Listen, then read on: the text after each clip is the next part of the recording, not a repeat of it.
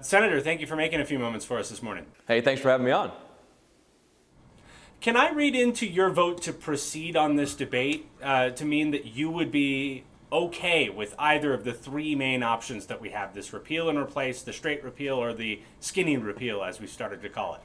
I think what I've said all along for 7 years now, including when I ran for the Senate, was the need to repeal the Affordable Care Act and put in its place something that actually works to lower the cost of care, increase the quality of care. And so we're carefully reviewing every amendment, making sure that we get the policies right to put us further down the road of putting something in place of the Affordable Care Act that actually works for the people of Colorado. I mean, you have said on the record before that it's not your preference to do a repeal without a replacement at this time, but if push came to shove and that was the way to get it done, would you go down that path? Well, we'll see. I think I'm going to support whatever it is that actually gets us closer to a repeal and replace. And so I want to make sure that whatever we pass actually leads us to a path of putting something else that can actually work to reduce cost and make it easier for the people of Colorado to buy insurance that they can afford, to make sure that we get Medicaid into a sustainable path. And so that's what I'm looking for in any legislation. So at minimum, you want it to tee up a situation where there's an acceptable replacement? Well, you know, again, what I'm going to vote for is what I believe will put us on a path toward replacing the Affordable Care Act with something that makes Medicaid sustainable, that allows us to lower the cost of insurance, stabilize the market. Those are the kinds of things that I'm going to be looking for. I believe we can do this. Look, there are a number of ideas that would help lower the cost, stabilize the market that we have talked about. In fact, we've seen numbers from Blue Cross Blue Shield and other analysts that show many of these ideas would result in lower cost insurance. And that's what we have to do for Colorado. You know, there are 145,000 Coloradans who can't afford insurance and are forced to pay a fine to the IRS because they can't find insurance under the Affordable Care Act that works for them. So I think we can do better than that. One of the things I see from supporters of Obamacare and Democrats on social media in particular is, he's going to vote yes no matter what. Is that true, or are there deal breakers? Are there things that you do not want to see in any legislation that comes up? I think I've made it very clear throughout this entire process, beginning with a letter several months ago that talked about our concern that states be given flexibility and functionality. I've been a part of a working group to try and push for ideas that would create better options for states. But I've been very clear also about the need to replace a failing status quo, and that's the Affordable Care Act. And so I hope that Republicans and Democrats can realize that what we have in place isn't working right now, and we can do something better. And that's why I hope that at the end of the day, we have Republican and Democrat support for an idea that is better than what we've got with the Affordable Care Act. What about the people on expanded Medicaid in Colorado? Because a lot of new people got coverage that way. Is it important to make sure that they can keep the coverage that they got under Obamacare? So one of the challenges with Medicaid right now is it started out with just a 1 or 2% impact on our federal budget, and now it's approaching 30% of our federal expenditures and growing. And so we have to make sure that we make Medicaid sustainable. I'm very concerned that if we don't do something to make it sustainable, then the people who need the help the most are going to be crowded out within Medicaid, and that's going to challenge everybody's ideas, everybody's sustainability who need help in Medicaid. So I think we can come up with a solution that gives states flexibility, gives them functionality to cover people in Medicaid, perhaps partnering with a private insurer that will actually result in better care because they'd have access to more doctors. They'd have access to a better network. They'd have doctors who get reimbursed more. And we know that healthcare outcomes through private insurance are better than they are through Medicaid. So I think there are outcomes that we can achieve providing people with better options for care than the status quo, and that's what I'll continue to work for.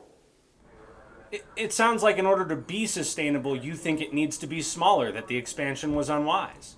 Well, Brandon, what I just said was I believe there are other ways to make sure that people have health insurance coverage. I believe there are other ways to do it. The Affordable Care Act doesn't have a monopoly on how to give people opportunities for access to care. That seems to be the approach that many people are taking right now, is the Affordable Care Act is the only way that we can present health care in America. I just don't think that's true. I think what we can do is come up with a better system, and that's what I'll continue to fight for.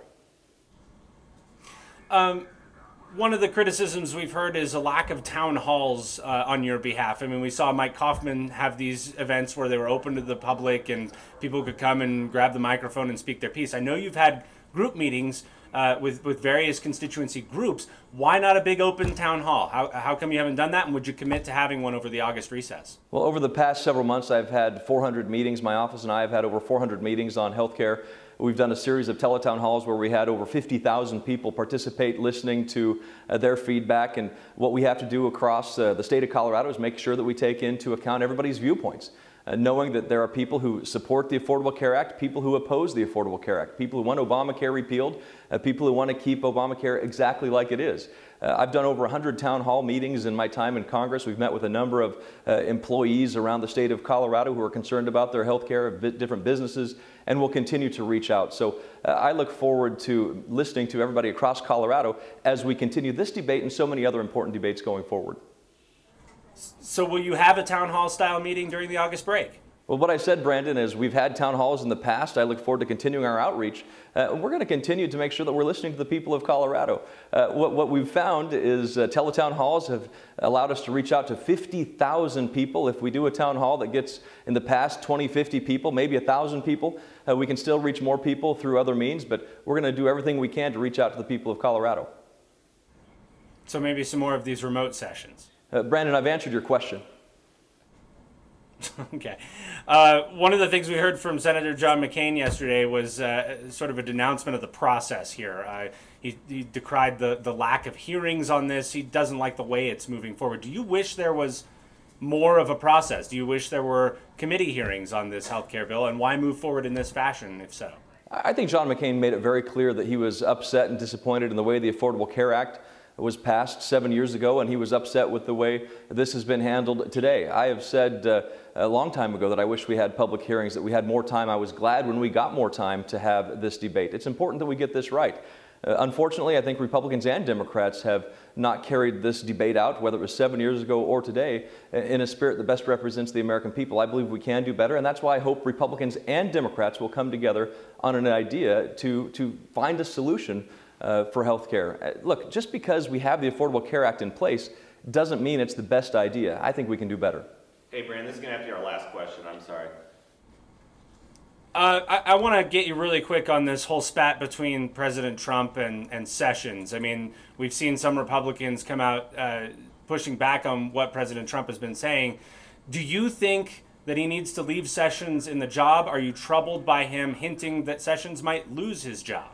Well, first of all, you don't manage personnel through Twitter, so I think that's something the president needs to understand, that if he has an issue with one of his personnel, he needs to deal with that appropriately. I don't think it's appropriate the way he has been handling it in the public, the way he has. And so if he has an issue with Jeff Sessions, then he handles his personnel the way any manager or employer should. I don't think this has been appropriate. Again, I think Jeff Sessions is a good man. People may agree or disagree with what he has done or what he is going to do or what he believes in, but the bottom line is I think this could be handled in a better way. So you don't think it's appropriate? Do you view it as an attempt to influence the investigation into Russia or no? Well, look, there will be no, look, that's why we have to have an investigation. We have an investigation led by the FBI. We have Robert Mueller, who is leading the investigation.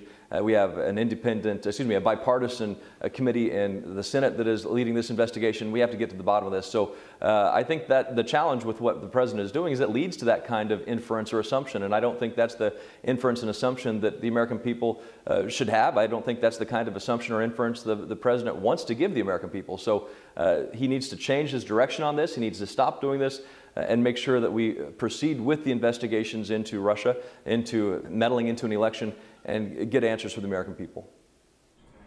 All right, so you don't like the appearance it's creating. All right, Senator Gardner, thank you very much for your time. We appreciate it.